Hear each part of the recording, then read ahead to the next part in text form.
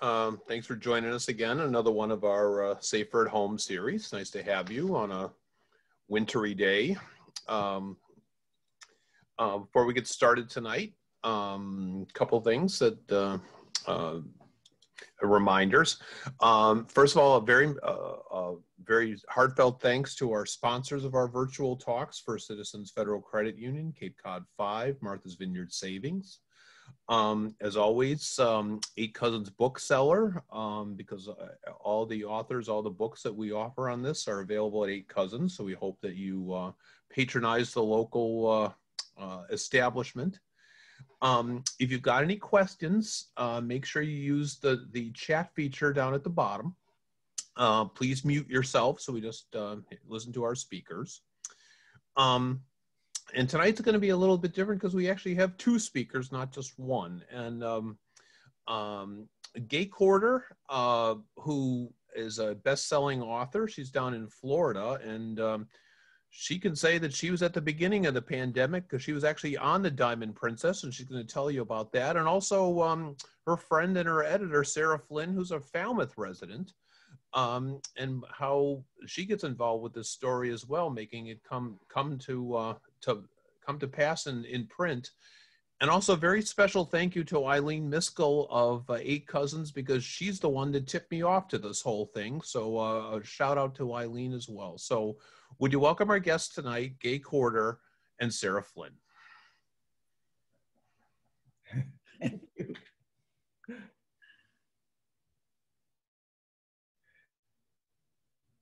So, hey, do you want to start?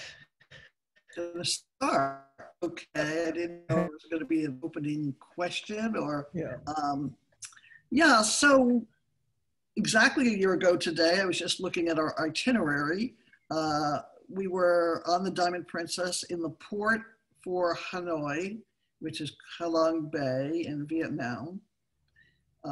We had taken a cruise on the Diamond Princess 2 years earlier. I had lived in Japan as a child, and I wanted to go back to Japan and trace some of places we lived. So we went to Japan, my husband Phil and I. We toured for a week, got on the Diamond Princess, and did 2 weeks all around Japan, and toured for 1 more week. So we were there a month, and we loved it. And we were telling all our friends that this was one of the best trips we'd ever taken. And I don't know if they're still talking to us, but 2 other couples said they'd love to go to Japan with us. And then I saw a very good price on a sailing in Japan because it was really winter time. It was leaving in January.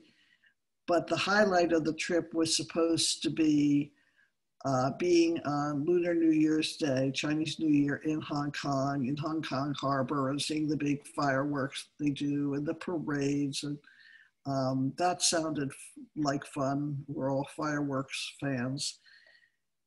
And so we convinced a close friend of mine here and her husband, who is our family physician as well, which wasn't bad to have him in the next cabin. So his name is Mario and Vanna Mendizabal. And so they were with us. And then we sent out an email to several other friends, and 2 others wanted to join us, friends from Texas who we'd cruised with before, and a cousin. At the last minute, the cousin dropped out because her husband had to have some medical tests, and they're very happy they did. So we planned this trip for quite some time in great detail. I'm a real planner. I'm a real big fan of credit card points. So we arranged to fly from Florida to Tokyo first class on ANA, which is the Nippon Airlines. And it's just, you know, the top of first class.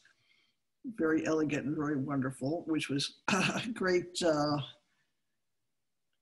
comparison to how we came back to the United States in a cargo plane, courtesy of the U.S. State Department, and we're very grateful for that. I don't want to complain too loudly, but just for the contrast, I have to say that the facilities on the cargo plane were actual porta potties that were screwed down in the middle of the plane. And really, you have not traveled 12 hours until you've traveled in a cargo plane without any amenities and porta potties.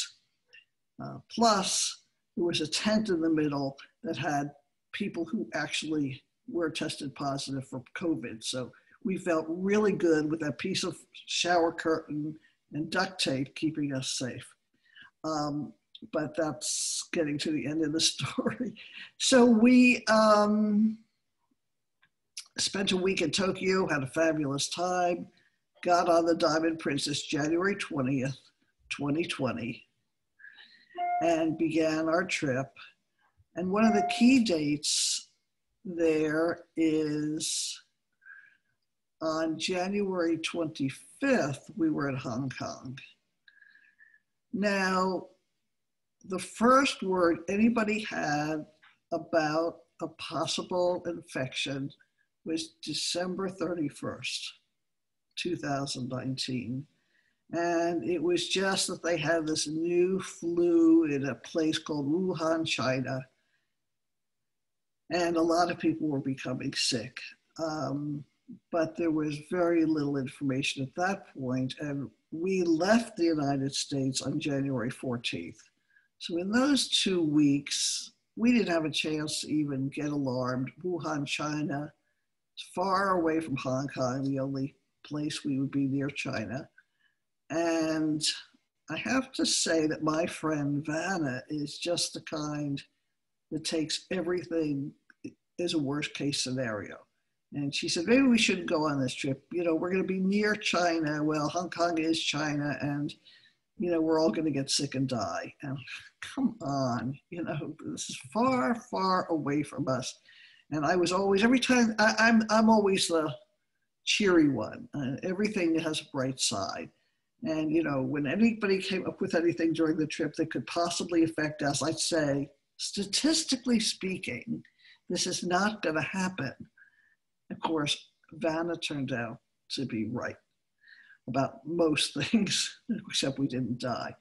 But other than that, she was spot on, and now I respect her point of view a little more.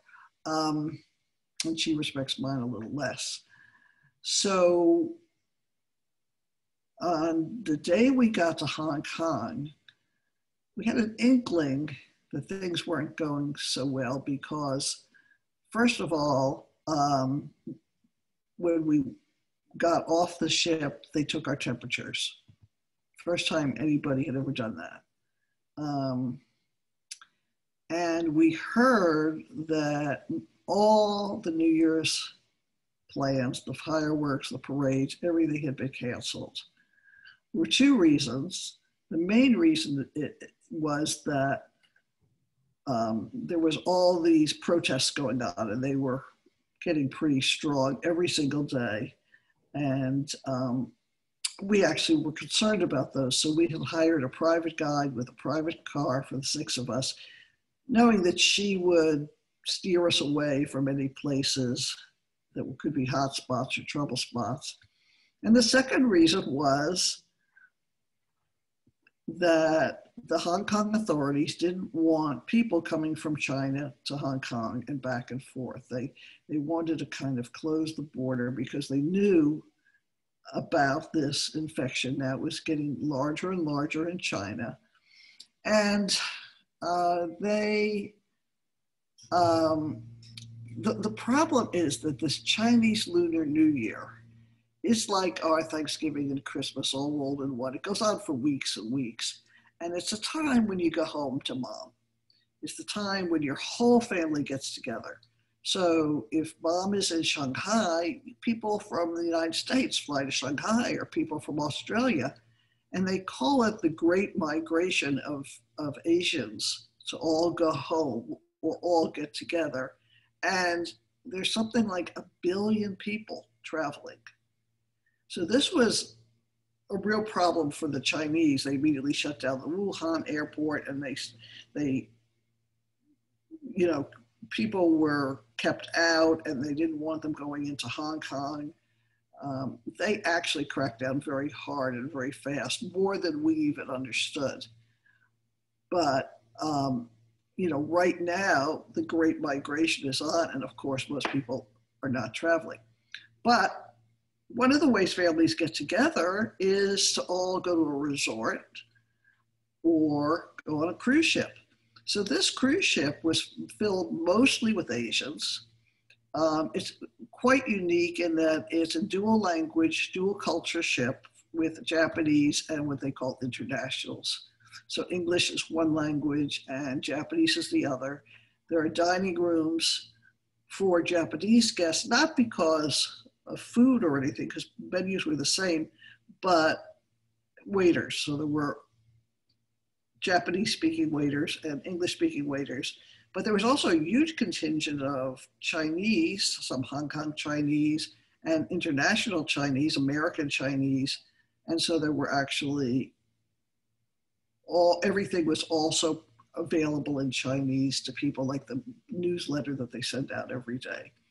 And very noticeable were large family groups with 80, 90-year-old grandparents all the way down to the new baby, several generations, which was nice to see. People getting together for group pictures. There might be 10 or 15 people holding babies.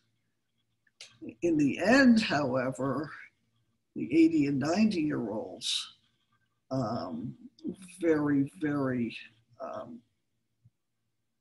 susceptible to COVID.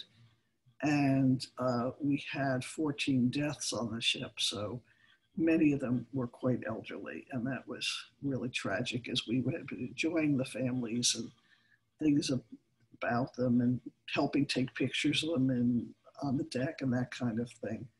And also there were many seriously debilitated elderly that were being lovingly cared for. People with oxygen, people had a stroke, lots of walkers. It was very touching scenes of like a teenage grandson helping grandpa with a walker. But these families suffered a great deal together. And of course, they couldn't visit each other when we were in quarantine. So,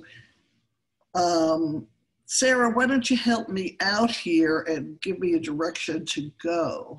Well, I think everybody should know that Gay is a lifelong storyteller, and she's written novels and nonfiction, and she's been working with her husband in their documentary film company for, since the late 60s. So, I think the idea of a book was, even while Gay and Phil were very much trying to get off the ship because it was becoming a failed quarantine and very quickly, the idea of telling their story was germinating. And also Phil, well, I guess we should explain that a lot of what the story is about is this media campaign that they launched once they realized what was happening. And so Phil was documenting the whole thing, and you may have seen them on, Good Morning America or, CNN or any number of other things. So I'm trying to, I think I should say that as we progressed on the trip to not Vietnam, but shortly after that, we went to Taiwan. In Taiwan, they didn't take our temperatures getting off the ship. But anytime we went into a public building, like a museum, they took our temperature. So that was a new thing. And, so as we moved along on the trip, we got the feeling, we did have television on the ship, not much other communication, although we had this friend of my husband, the doomsayer, Terry, who warned us don't go on this trip. There's this virus in Asia, you'll catch the Asian virus.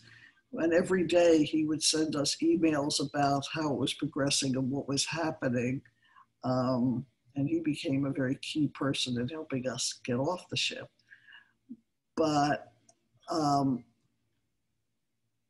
just at the very end of the trip, I mean, it was the last dinner on the ship. We were supposed to get off the next day. At dinner, the captain came on the intercom and said, a gentleman from the city of Hong Kong got on the ship with all of us on January 20th. And when we were in Hong Kong on January 25th, he got off the ship. And actually that evening they were holding the ship, calling names of a couple of passengers who had come back. And then they finally took off without him. But they got word from the Hong Kong authorities many days later, actually after it was sent because of a screw up in communications, but the ship finally got this communication that the man, Mr. Wu, who had gotten off the ship, had turned up positive for COVID, which wasn't even named yet. It was called the novel coronavirus. And he was, it was possible that he infected other people on the ship. And of course, here I am, we're sitting at dinner with Van, and I'm saying, one guy in a ship with 4,000 people. Statistically, we haven't spent that much time with too many Chinese speakers. And of course, and Van said, well, we were in buffet lines with Chinese. We sat next to them in the theater. Well, that was quite a shock to everybody. And the captain said that the Japanese authorities are not going to let us off the ship the next day to continue. People were going home at that point. We had another week planned in the mountains of Japan. So people were angry, mostly because their plans, they had, many people were taking international flights the next morning. So the next day we arrive in Yokohama Harbor, and actually they sped up the boat, so we got there the night before, but we didn't go to the pier as normal. We were just anchored in the middle of the harbor, and all of a sudden we really understood something terrible was happening. The news helicopters were buzzing. Authorities in uniforms were coming up to the side of the boat and getting on the boat. And, it eventually turned out that we were the first major infection outside of China. And eventually 700 people got sick on the ship. We had a balcony, thank goodness, but we were overlooking the pier when they finally brought us to the pier. We're watching ambulances come 24 hours a day, carrying people away. And they had screens up, so we didn't even know if the people were alive or dead at that point, and we weren't getting much information, except they'd have 100 cases one day, 50 the next, 25 the next, another 60. And we just felt like we were sitting ducks. We didn't know how we would get sick, locked in our room, but more and more people were getting contaminated. My husband and I said, we better document this. I mean, we're documentary people. So he's still angry that he didn't have his fancy camera with him, but we had 2 iPhones and an iPad and a little, not a small little movie camera, tourist type camera. And we began documenting everything, even the voice of the captain giving announcements. So my husband is tall and bald, and he would put his iPhone on his head and stand under the speaker and turn it on and get the announcements from the captain. And so we had the whole story, and I took notes, and I didn't know what I was going to do with it. For a while, I thought, well, you know, the kids will have some sort of idea of what happened to us if we never get back there, because we believed that we were in a high risk category. There was no reason particularly that we would be immune or anything. And if one of us had to go to the hospital, the other could not go. That was really terrifying, being in a hospital in a foreign country, not really able to communicate very well. And we wouldn't even have telephone access with each other because we heard that inside an ICU, there's no communication. So the idea of being split up and sick, I think was worse, the worst thing. But anyway, we knew there was a story there, if we could only live to tell about it. And then the next thing that happened is we'll get back to the publicity. We got off the ship, thanks to the State Department, and we were put in quarantine again on Lackland Air Force Base in Texas.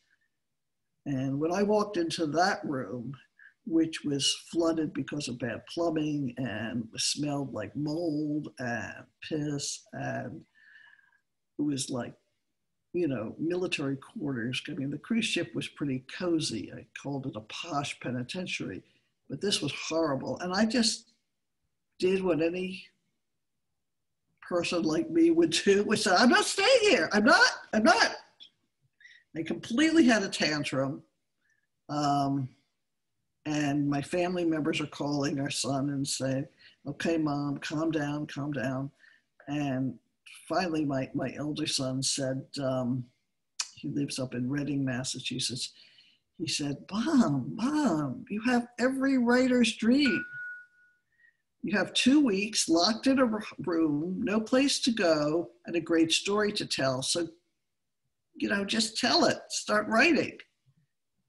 And I called Sarah. Sarah, tell them how long we've known each other. Well, we've known each other almost 40 years. I edited Gay's first 3 novels, The Midwife, River of Dreams, and Code Ezra, while I was at Houghton Mifflin in Boston. And we've kept in touch all these years. And, you know, when we were working on those books, we met either in Boston or at Gay's still current home in Crystal River. And so we just developed a friendship. And I was actually on vacation when they were first quarantined, and I was sort of following Phil's news, and because he was posting to Facebook more than Gay was, because Gay was busy on TV appearances and stuff. And so the very day I got home, which was February 19th, Gay and I spoke, and she had already reached out to her agent a little bit, but anyway, we spoke, and we managed to put together, she was at Lackland by this time, and we managed to put together a book proposal in 4 days. Gay worked at night, I worked during the day, and her agent was pretty surprised that we managed to do that. That's a very short amount of time to put a book proposal together in. And the agent sold it within the week. So Gay got right to work, and I got right to work with her. And it was a very intense but very rewarding process. We really had a good time. We never had a harsh word with each other. And it was a matter of, you know, trying to tell the story in the best way possible with enough backstory so you know who Gay is, and enough of the story of their trip before you before they're actually quarantined, so you have an idea. You know, it's quite suspenseful, really. It's told in a very you know, almost novelistic way, right, Gay? Well, you know, I think one of the interesting things in this story, the backstory is our relationship, and that the publisher said, COVID, it's not going to be anything in 6 months. Nobody's going to care about it, so you have to get this book out fast. And they wanted it delivered. They wanted it delivered July 1. It was delivered at the end of July. Okay. Yeah. Yeah, we took a few extra days, Yeah. but it was just days. I mean, most books, we had about, I figured about 16 weeks, and that included some false starts, which happens with most books. What do you call that, Sarah? I call that throat clearing. Throat clearing. Well, I did a lot of throat clearing. But I realized right away, I mean, first of all, for me, it was a writer's dream because Sarah was the editor on my first novel, which was pretty primitive. I'd never written a novel before. And I intuited a lot of, or absorbed a lot of her comments. And so after that, every book I wrote, and she was involved with the next two, it was, what would Sarah say? I wish I had Sarah around. And all of a sudden, Sarah agreed to work right along with me. So we had to see what that looked like, because normally you send a finished draft at least to an editor, do it chapter by chapter or day by day. And I've done some work with other writers, done some co-author books and ghost author books. And generally, when there's two people involved, they want to see the changes the other one is making, because, I write something, it's so precious. I don't want anybody, taking out a whole paragraph without me approving of it. Because authors of publishing still have a lot of sway in what happens, but there was no time for that. And so right away, I made the decision, we're not going to do any, what's that called? Track changes. Track changes in Word. Right. Yeah, we're not going to do any of that. That when I send it to Sarah, she has complete permission to edit it as her will. She can take out paragraphs, she can change words. And then the next time I read it, if it read well to me, it's fine. At the very end of the book, I'd say, whatever happened to this character or this person, or did we resolve that? And Sarah knew better than I did, because I'm always thinking of the next thing I have to write. But there were some gaps. There were some, we took that out a long time ago. And I said, well, we can't say this now unless we explain the other. So we fixed those things up. But what I felt was the best part of it was I could completely trust Sarah to do the right thing, that she knew how I liked things. She knew my voice. She wasn't going to change it. Sometimes she'd do something I really didn't care for, and she'd argue her point. And if I really cared, she left it like I wanted it. But it was as seamless as anything like that could be. I did have a co-author once I worked with. I always said I'd never do it again because I'm such a horrible, people have asked me to write books with them. I said, I'm sorry, you can't work with me. I'm the most horrible person you'd ever want to deal with. You just would be so annoyed. I mean, I have a polite persona, but when I'm writing, I turn into a monster. So that saved me from a lot of problems, because writers always are getting, I have a great story, let's tell it together and share the royalties. But at the end of it, we did say, how did we get through this? Working really very long hours. Towards the end, I was working 12 hours a day. My husband would come in with little snacks on a tray, always beautifully arranged. I mean, I got to play prima donna for a while. But I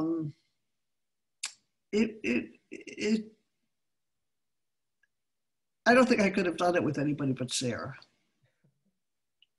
But Sarah has edited some amazing authors of books too. I know Pat Conroy wouldn't publish a book without Sarah on the team. And who else? Jimmy Breslin. I co-authored a book with the people who made Eyes on the Prize, the television series. And, you know, quite a lot of other people. You know, I've been doing this a very long time. So, in fact, we delivered the book on my 70th birthday. So, but it's been fun. But I think maybe we should open it up to questions at this point. What do you think, Mark? Yeah, and if people got questions, make sure you use the chat feature. Gay, and Sarah, one of the key things of this book and your ordeal is how you and Phil basically get the media involved to get you off the boat. Tell people how that works, because, you know, it's, I mean, how much communication were you allowed with the outside world? Obviously, you were on Facebook and things like that, but tell people how you were able to campaign to at least get to Lackland. Well, it's really, you never know what the linchpin of something is going to be. This is one thing. And the second thing is you never know who knows somebody else and how important that person could be. But while we were touring Japan, because we'd been there before, we knew about a little secret where you rent a portable Wi-Fi unit. And Wi-Fi in Japan is different than here. It's not as universal in restaurants and things, but with this portable unit that most citizens have, you have your own transmitting station. And so you cannot use your phone walking down the street and you see a Japanese sign, it can translate it for you. I mean, you can use an app for that, or a guide to the Japanese metro, or how to say certain phrases, or whatever you need. It's a real help to be able to communicate in Japan, have a real-time map as you're walking along in English. So we had rented these units for, I think, $3 a day. And ships are known to have very poor Wi-Fi. In fact, they charge you a lot of money for it. When we suddenly went into lockdown on the ship, they said, well, Wi-Fi is free. Well, that's great, except 4,000 people were now trying to use the small amount of circuits, but we had our little magic box. And that turned out to be a lifesaver for us. But the first night, the captain said we're going to be delayed. This gentleman in Hong Kong had turned positive. A friend popped in mind. He worked for ABC News for many years. And I texted him, hey, John, guess where I am? And he texted back, where? And I said, I'm on the Diamond Princess. And he said, can I pass your information along? I said, okay. That was before we went to bed that night. And in the morning, I think it was that morning, Good Morning America was calling. And they said, you know, I know you're filmmakers. Can you walk around the ship and take what they call B-roll, extra footage of everything that's happening on the ship for us? Well, that gave my husband something to do. So he walked around the ship, and I stood there and, you know, said, well, this is what's happening here. Look at all these people lined up at the purser's desk trying to get new arrangements home. All these people are upset, not as much about the disease, but about travel arrangements. And then the next day, we were locked down. And by then, everybody was trying to communicate with somebody on the ship to tell them what was happening. But very quickly, we couldn't coordinate the requests we were getting so fast. And so we contacted our son in Reading, who's an executive, and he said, oh, he'll handle it. He also had a 2-year-old baby at the time. And after 48 hours up straight, he said, I can't handle this. So he turned it over to a friend of his in public relations in Boston. fabulous woman named Bobby Carlton. But we very quickly realized the press, the world press had interest. I mean, we looked out on our balcony and there was a whole, red carpet of press. There were satellite vans, but they were very far away. They were kept behind a cordon. The whole long pier, was filled with military vehicles, ambulances, police, fire, everybody in hazmat of different colors that indicated who they worked for. And I remember when we first pulled into that pier and looked at it, it was like we had just landed in a horrible B disaster movie. And, because we had that connection with the press, my original thought was, okay, let's tell them what's going on here, because we were legally prisoners of the Japanese government. The Princess Cruise Line had to let their people on the ship, and they lost authority as well. And here we were. I mean, if you stuck your head out in the hallway to see if lunch was coming or something, a guard would say, get back in. It was clearly, we had no say-so in anything, no agency over our lives, which, I mean, so many strange things about that. How often have you gone a month without being able to pick your meal? Just eat whatever comes in the door.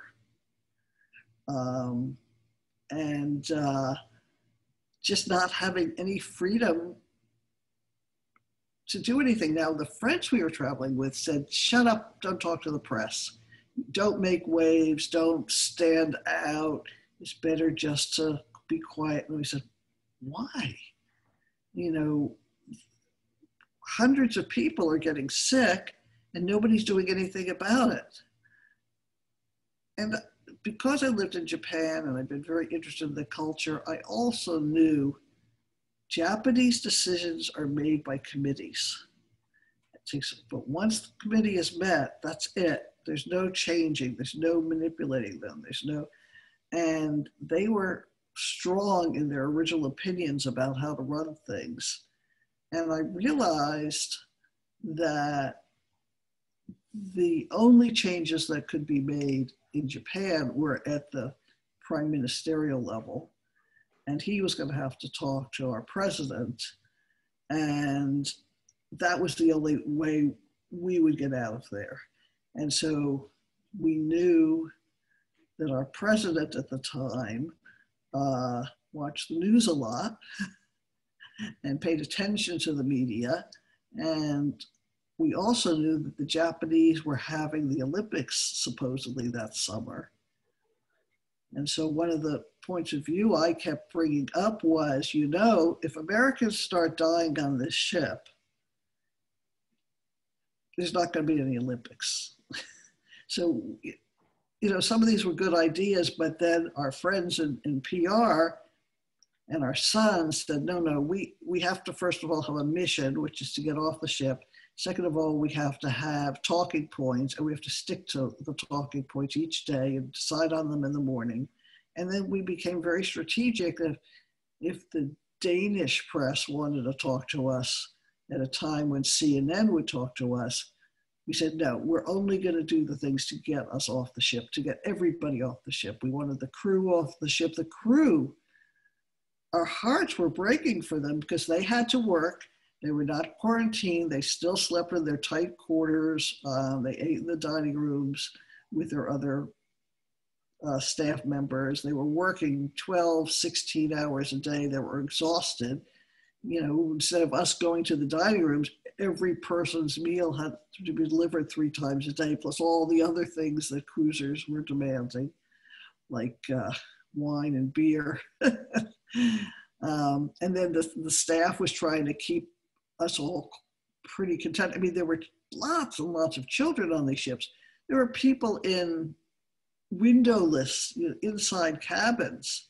Nobody allowed out of these cabins with small children. I mean, there were so many issues, and but in the end, it worked. And we weren't the only people to talk to the press, by the way. There'd be press boats going around the ship and holding up signs, call Japanese television, call the BBC, we want to talk to you. There were even Facebook groups that started where people were talking amongst each other. Right, but you know what? They never let me in that group.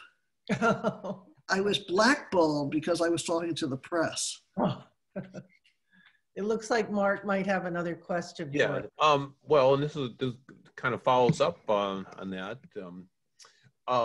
Did cleaning people come in to service your room, or did you need to do so? And how was the food on the ship, given issues with the supply? Well, they were not allowed to come and clean our rooms. I mean, we have lots of good film of me cleaning the toilets, and they would deliver cleaning supplies. There was no more making your bed twice a day and turning down the covers and making everything beautiful. They did send a lot of disinfecting and cleaning supplies. At that point, there was a lot of fear that COVID lasted on services for days.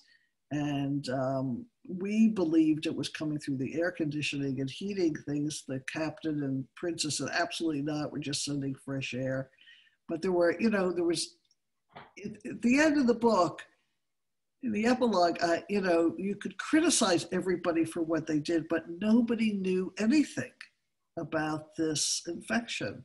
And even some of the false information that started in the United States, like masks aren't useful because they didn't want people to wear masks because they didn't have enough for the medical people. But there's so much information with this whole thing. A lot of very important decisions were made on misinformation.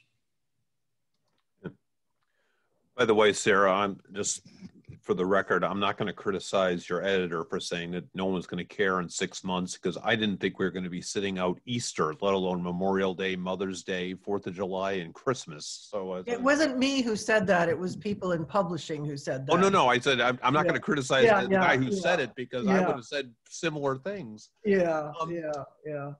No, there's when we came back to the United States with the cargo plane, there were 30 cases in the United States last March. 30 cases. I don't know what it is today. And the quarantine that they were in the United States was very, very strict. And I believe it was the first one since, what was it, 1940 something, Gay? I can't remember, but there hadn't really been any quarantines in the US for many, many years. And theirs was one of the only ones. There was another one at another Air Force base. But then after that, it was starting to spread. So there were no more quarantines. I mean, real quarantines. Yeah, we were asked, how we felt about being locked up in Lackland Air Force Base, and it was unpleasant. But I felt I was doing a civic duty.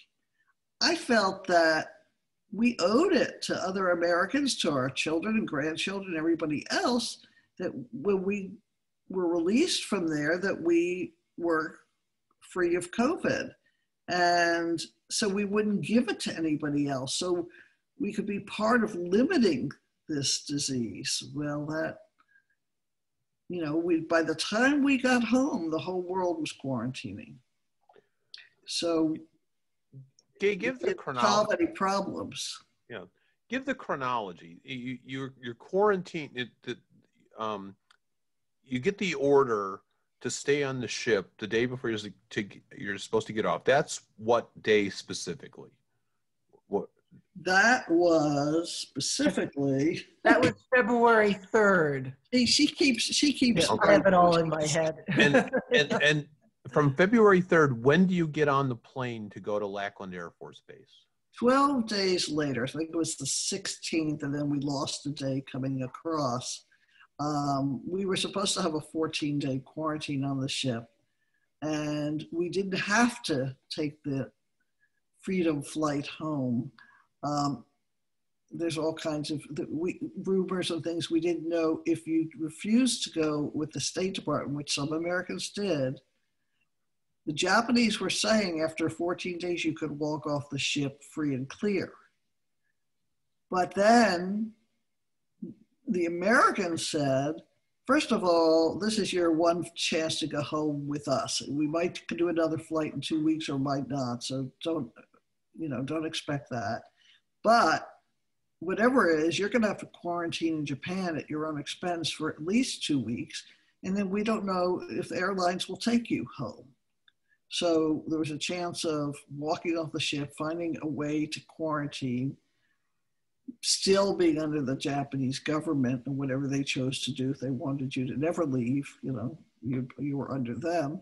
And then it was also thought that you would have to quarantine again at an Air Force base in the United States when you came over.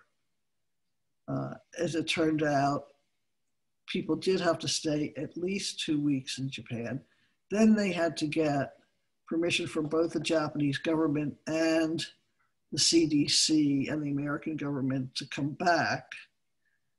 But that involved a whole bunch of negative COVID tests in Japan. And then they were allowed to go home. They did not have to quarantine again. But at the time we made our decision to go home, which we're still glad we did, we didn't want all those choices and indecision. How many Americans got on that plane and how long were you at Lackland? Okay, so there were actually 2 planes that left Japan. One went to Air Force Base in California, Travis, and one went to Lackland. I think there are about 150 or more on each plane. People who landed at either base who had a positive COVID test were flown again to Nebraska to a special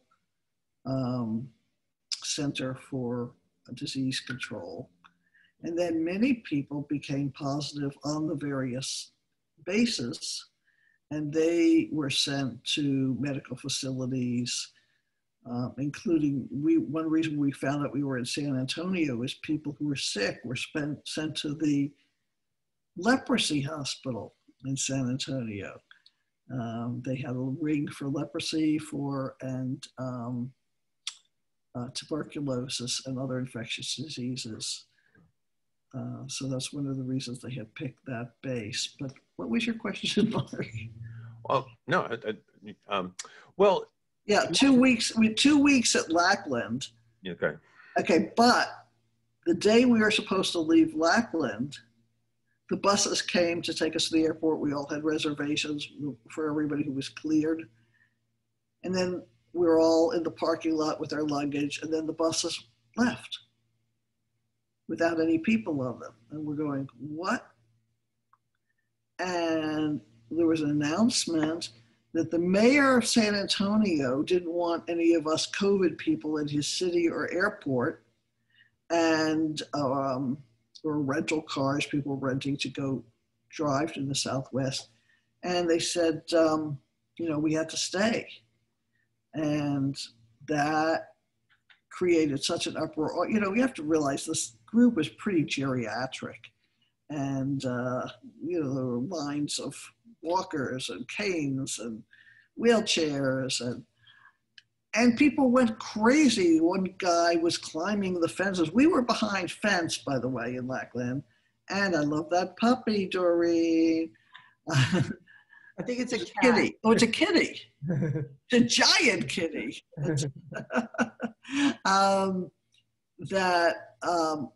We had armed federal marshals every so many feet in their cars. I mean, behind fences, it was kind of a joke because I was imagining, singing a song from Les Miserables and, having the wheelchair people, bust through the fences, have a siege. Where did I get that idea?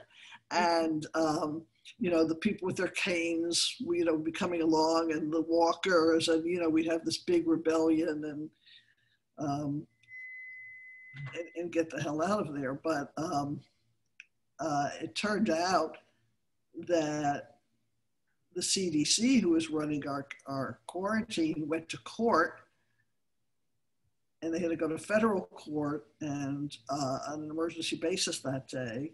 And the judge in federal court ruled that the mayor of San Antonio couldn't tell the CDC whether the people could leave or not. However, he could say who could be transported through the city. And then we were stuck again.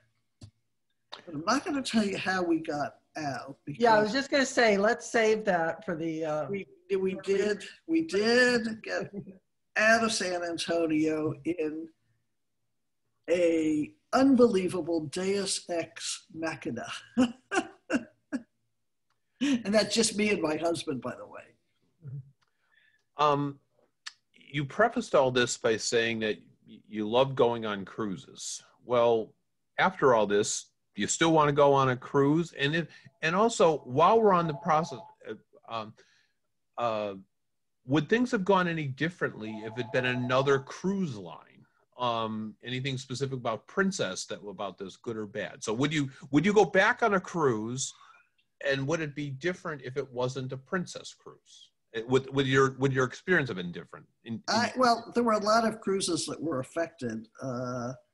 Several hundred cruises were affected actually in this period of time.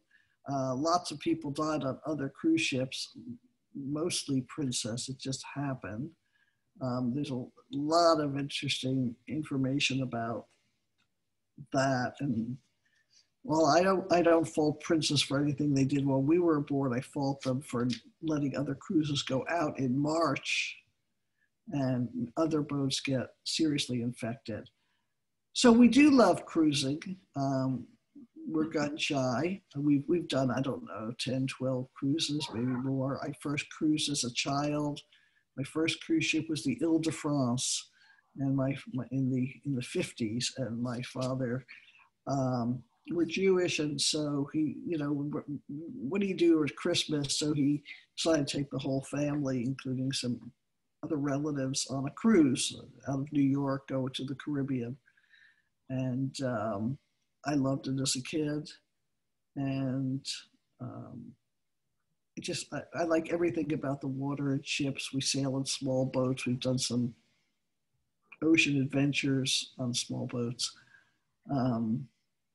But I'm not going to cruise again until, one, my vaccines are mandatory.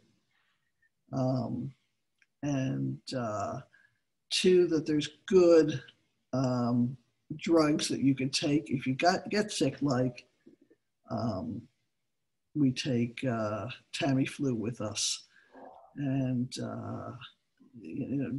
drugs like that, and that the cruises are set up for if you get really sick, with being able to give you the treatments, because this isn't going away.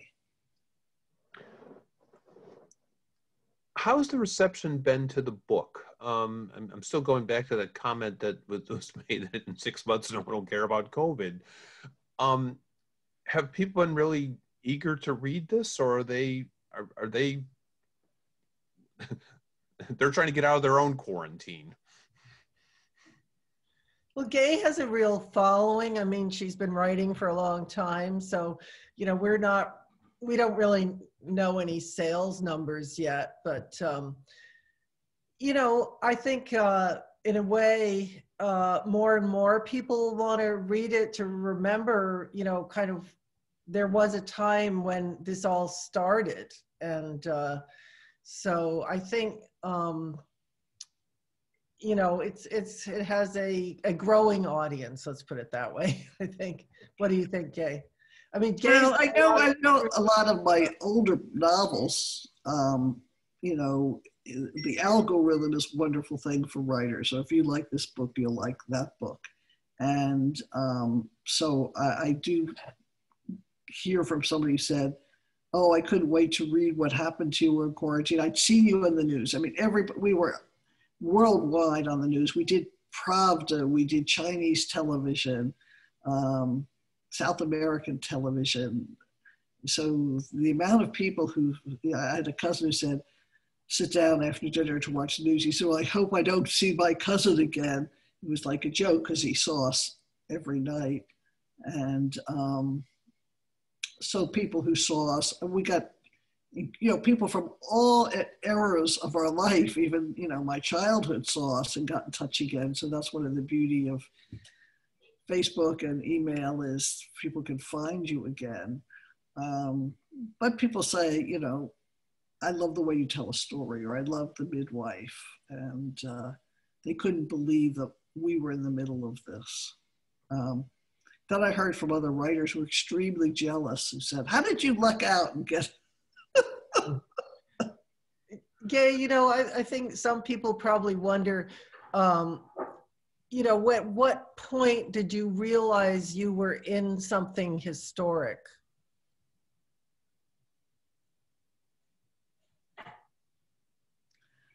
I think that hit later.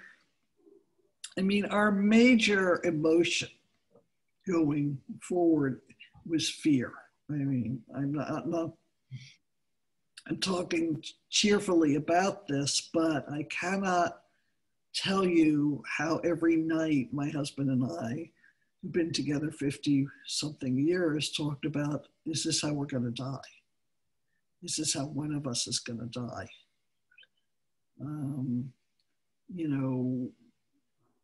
What do we do? If we think we're getting sick, do we admit it and call to have tested, or do we try and tough it out? I mean, I had a lot of visual changes. I'm not at all claustrophobic, but I felt the walls moving and things. And both of us had to have PTSD therapy. My daughter runs a mental health agency. And while we were in Texas, I said, hey, you doing teletherapy yet? Because that was new, something that was just happening. She said, oh, we're getting geared up for that. I said, good, can you fix us up with therapists? And she said, well, I'm so glad you brought it up first because the brothers and I have been talking about how we're going to break it to you that you guys are a little crazy. So we were out there and we didn't have a lot of perspective. Mostly we were just trying to capture it for the moment in case we would be gone. Vicki Lowell's got a question for you. Well, I have a slight comment too, which is, I think you were like the leading edge of uncertainty about this disease. And as it's unfolded over the last year, we keep learning new things about it. Now we have new strains and new protections. And so your book is almost like a foreshadowing of all this, how we're going from knowing virtually nothing to the state we're in now. I was wondering if it's given you a different perspective on COVID as it unfolded since you were sort of there at the beginning, and how the government's handling it or not handling it. Well, coincidentally, I have a special fondness for diseases and weird medical events. And so even in my novels, my characters often end up with dengue fever or something that I could go into great description about. I don't know why, but I'm very interested in telling medical stories. My first novel was called The Midwife, and it was based on my grandmother, who was a Russian midwife. And my Russian midwife grandmother and her sister were in the pandemic of 1916, 17. And they were young moms with babies. And both her and her sister got deathly ill. Their mother was trying to take care of them and the little babies and toddlers. I think there were 3 or 4 of them, including a newborn. And it was one of those classic stories where the fever broke and they were okay. Grandma lived to 89 and her sister to 103. So, I never, ever expected to live through a pandemic or even hear the words. But you have to read more about this in the book. I believe in trip insurance, and I believe in all kinds of lists and details and having everything you could possibly need. We had pandemic insurance. Well, I'm a neighbor of Sarah's, and I've read the book. Oh, so you know. I'm not going to give anything away, but well, that's interesting that you remembered hearing stories about the 1916, 17, 18 pandemic. But did you have any, as it's unfolded in the last year, you think your perspective is different from having survived the Diamond Princess and your ordeal? Oh, we're definitely have had a transformation in several ways. My husband and I say we've never been happier, never. And even through quarantining and not being able to see our grandchildren and all the things we've all been through this year. And we are very phobic. We live in a community that does not believe in COVID or masks, and very bad numbers locally in a small Florida town. And we've basically, get invited places to do things. Sorry, we don't eat in restaurants. No, we don't do things like that. No, we're not getting in the car with you. I mean, so, we know, and but I think any feeling of discontent we ever had is over, which actually is a nice place to be in your 70s, just to feel satisfied with our life, our achievements, our children. Yes, we have things we would like to change, but we really don't care anymore. Well, you did tell Sarah and I at the top of this that you have gotten your vaccine, and you want other people to make sure that they do that. You've got. Yes, I have one shot. One shot. So you're on your way. It feels good. It feels good. And I may not go on a ship, but I am interested in traveling. I'm interested in traveling to see children in Oregon and grandchildren in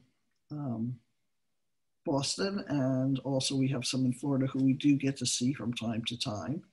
And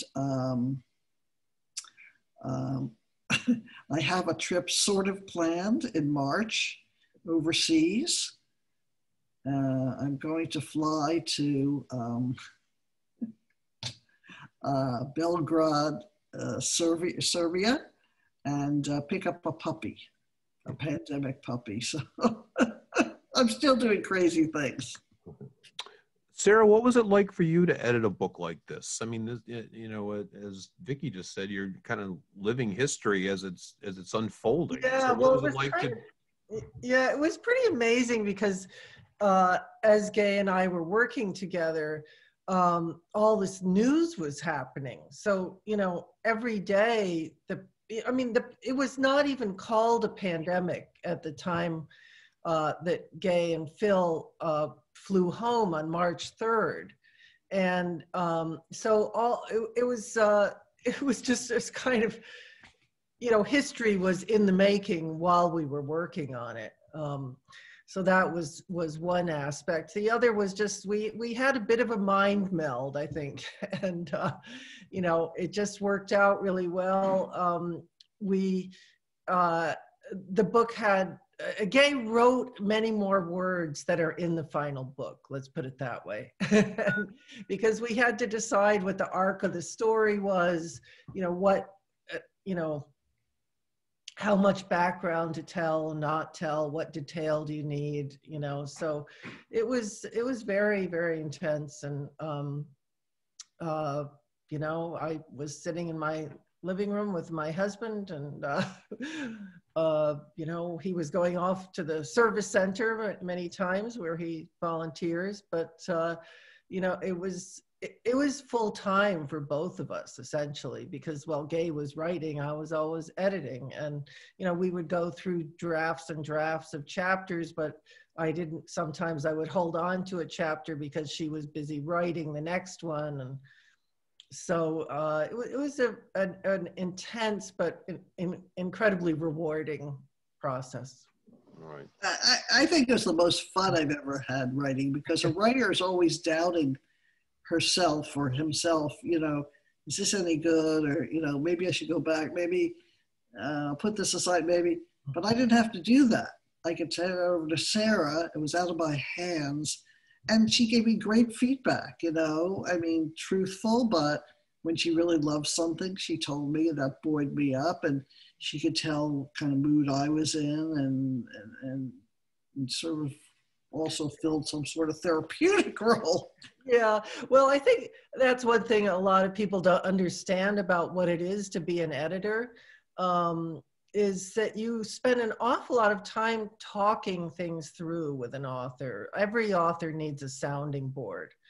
And so it's not just a matter of red pencils and, you know, computers. It's a lot of talking, you know, and just kind of figuring things out together. So it's fun. Well, I want to thank the two of you for doing this tonight. I wish you great good luck with this book. Yes, it's available at 8 Cousins, people, so go out and try to buy a copy. As a disclaimer to get the two ladies off the hook, I told both of them yesterday when we talked, I said, don't tell people everything. I want them to read it. So if you felt like Gay and Sarah were withholding information, blame me.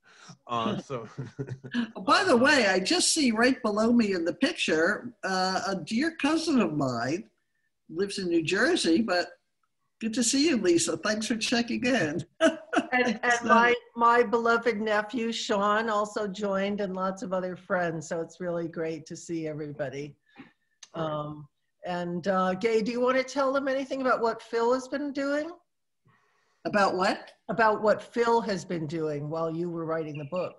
Yes, well, we after every big trip, he does a home movie. He's a filmmaker and editor. He has a whole studio, and you know, we do something for posterity. Well, this home movie became more and more like a documentary with a really great story. And so he made a full-length documentary, and it should be available streaming in a few months as soon as we have certain things like rights to solve, because we use a lot of news footage in it, and we don't necessarily have the rights to that. But we're working through that now, and it's the same name, except instead of Quarantine How I Survived, it's How We Survived. Wow. Well, thank you both for doing this tonight. It's been a great pleasure. I greatly enjoyed this. Thank you, everybody, for joining us tonight. Good luck with this book. Thank you so much. Thank you, everybody. Thank Stay you. safe, Stay everybody. warm up there. Thank you. It's very interesting. Good. Okay. Bye-bye. Thank you so much, everybody. Thanks, Mark, especially. Thank you. Thank you. So much, Mark. Take care. Yeah. Bye-bye.